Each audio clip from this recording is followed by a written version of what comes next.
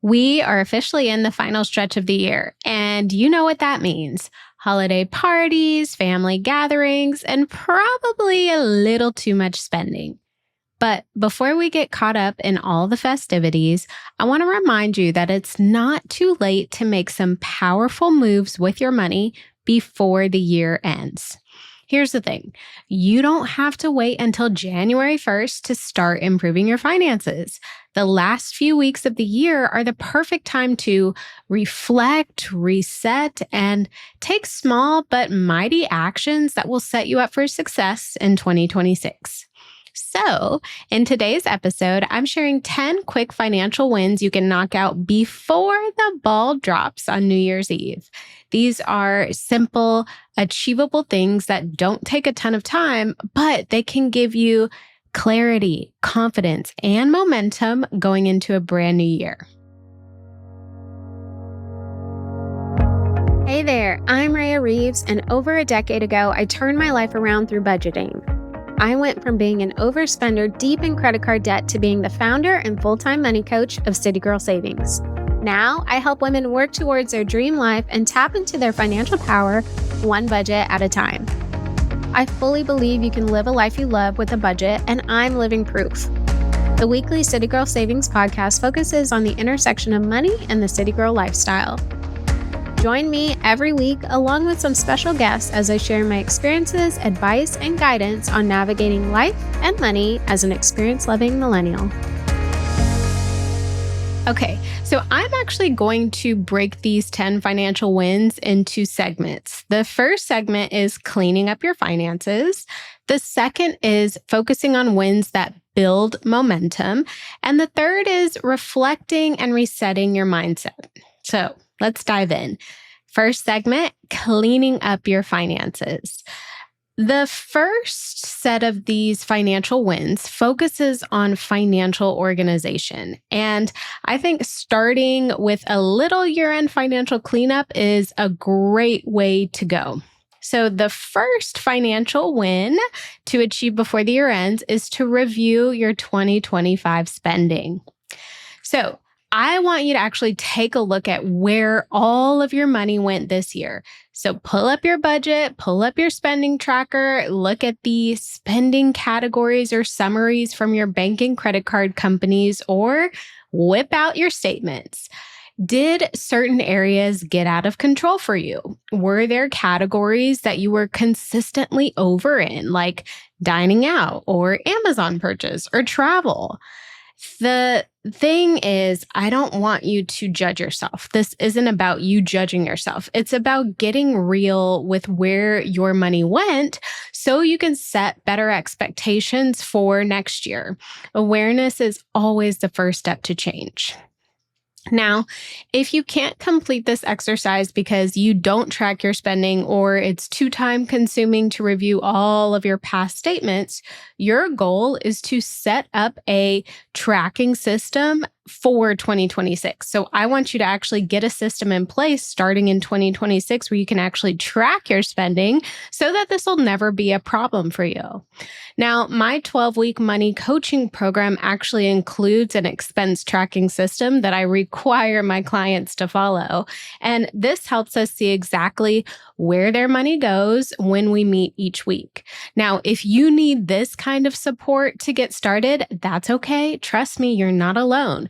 You can visit citygirlsavings.com to learn more about my program, and I'll also link to my coaching program in the show notes. All right, moving on to the next financial win. Cancel unused subscriptions or memberships. I cannot tell you how many of my clients have found $50 to $100 a month in wasted spending just by reviewing their subscriptions. Maybe it's that workout app that you stopped using or a streaming service that you completely forgot to cancel. cancel it now. Do it before the year ends so it doesn't automatically renew in January or any time in 2026. That's money found that you can actually redirect towards your goals. And you can also use an app like Rocket Money to help you pinpoint all of your subscriptions and recurring expenses and charges, just so you can easily see and hopefully cancel everything in one place. And closing out the first segment with financial win number 3, automate one bill or savings transfer. So if there is something that you are still manually paying, or if there's an automatic savings transfer you've been meaning to set up, I want you to get it done before the year ends. Automation is one of the easiest ways to stay consistent with your finances. Literally, set it and forget it. This takes one thing off your plate, and that helps you build momentum moving into the new year. And if you're not sure how much to save with an automatic transfer, review your budget or just start small and work your way up. So maybe you set up a bi-weekly transfer of $25 from your checking account to your savings account. Start with that. See how you respond to it. If you can afford to put more into savings every other week, do so. But please do not feel like you have to start with large amounts for this to be effective. The key here is consistency. Okay, let's move on to segment number 2, creating quick wins that build momentum. I want to talk about some wins that can give you an immediate confidence boost and keep your motivation high moving into another year. So financial win number 4 is set up a short-term sinking fund for 2026. If you already know you've got big goals, so maybe travel, starting a business, or even a big move, start a savings account for that specific goal right now. You don't have to put too much in it yet. Even $25 or $50 will get you started and get the account going. And then labeling your money gives it direction and purpose. So if you are saving for a big trip, make sure you name that savings account the destination you're going to. When you see that goal account grow, it motivates you to stay consistent. I personally recommend one savings account per goal, and not everybody can manage multiple accounts. So Ally is a great option. They have buckets. So you can take your primary savings pot and bucket it into different buckets that basically allows you to sparse out all of your savings to specific goals. Moving on to the next financial win. Number 5, cash in your credit card rewards or points. This is one of those easy wins that I think a lot of people forget about. Check your credit card portals and redeem any points or cash back that's just been sitting there. Use them for your holiday spending or apply them towards a balance. So driving down your credit card balance, it's a great way to move into the new year feeling momentum. It's essentially free money, right? So don't leave it on the table. You can also leverage it as a start to your 2026 savings goals. So if you take cash back, add it to your checking account as a buffer, put it towards those goals that you're establishing for next year, or responsibly treat yourself before getting down to business come January 1st. Are you loving this episode so far? Well, the money and life level up conversations never end in the City Girl Savings community. Visit citygirlsavings.com for instant access to resources that help you budget, level up your money mindset, and so much more. And make sure you stay up to date with CGS by following us on Instagram, TikTok, and YouTube, all at City Girl Savings. The next financial win is to make a mini extra debt payment. So if I know you, you're probably already on track with making your extra debt payments because paying off debt is a big goal of yours. But if you can squeeze in just a little bit extra before the year ends, you're going to feel so much better. Even if you can only afford to pay $25 or $50 more on a debt before the year ends, Do it. Not only will you reduce your balance moving into another year, but you'll also start 2026 with a psychological edge. You've already proven to yourself that you can pay more above and beyond what you're already paying. Now you just need to keep that energy going. Okay, so we are moving into the final segment of financial wins, and this is reflecting and resetting your mindset. So I definitely want to shift gears here and talk about financial wins that set you up mentally and emotionally for financial success. So financial win number 7 is review your savings progress. Take stock of just how much you saved this year for emergencies, for travel, for big purchases, or even retirement. And I don't want you to so focus on what's in the savings account, but what you actually saved. You may have had to use that savings during the year, but what did you save overall? That's really what I want you to focus on here. How much actually went into all of the different savings accounts you have in the year? And if you come up with that number and realize it's not as much as you hoped, just celebrate the fact that you did save. I feel like that is so important right now. Times are tight, especially in the United States. So if you're able to save anything, that should be celebrated. And I also want you to remember that the habit of saving is so much more important than the amount you save, at least at first. So take this time to appreciate how far you've come and also make it a point to potentially increase your automated transfer amounts for next year if you can. All right, financial win number 8, update your financial goals for 2026. So since this podcast launched in 2022, I have always preached the importance of setting your goals ahead of time. Do not wait until January 1st to start thinking about what's next. Make sure you start mapping out your next year's goals now. Grab your journal, get your mindset right. You can even grab the City Girl Savings Personal Finance Portfolio. One of the worksheets in that portfolio is mapping out your goals and dream life. But take some time before the year ends to think about your priorities. Maybe you want to pay off a credit card, increase your income, or finally hit that emergency fund milestone.